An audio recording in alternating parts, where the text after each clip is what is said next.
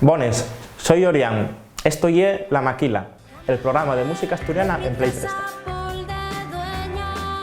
El tema del que vamos a falar hoy ye un de los temas estrella de la cultura expresiva asturiana de las últimas décadas. Hoy vamos a escuchar un cantar que fala de la transversalidad. En el programa anterior falábamos de cómo el refugo a las políticas de la folclorización ye un de los elementos clave para entender el desendolco de la cultura, de la política, de la economía, desendolcada y promovida por el movimiento de reivindicación lingüística de Magar las últimas décadas. Como parte de este fenómeno, uno de los prullimientos de las problemáticas que más interesaron y que más se trabajaron en este contexto fue el relacionado con la posibilidad de un uso transversal de la lengua asturiana, es decir, una normalización y una concepción del asturiano en el cual la nuestra lengua o las nuestras lenguas y la nuestra cultura pueda formar parte de la vida pública de maneras extremada y diversa.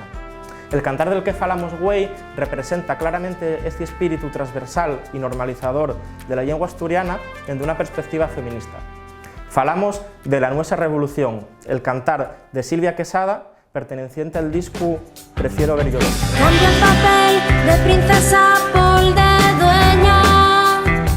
Con una letra que nos fala de una mujer que rompe con los cordales y las cadenas del patriarcado. Este cantar es también representativo de una serie de movimientos globales que están teniendo lugar en los últimos años a escala planetaria y que nos falen del nuevo protagonismo algamado por las mujeres, tanto en la cultura como en la política, y que nos planteen una visión diferente de lo que significa revitalizar la lengua asturiana. Asolellado en el 8M del año 2019, este cantar es un auténtico himno del tipo de cambios que se están produciendo en nuestra cultura en los últimos tiempos.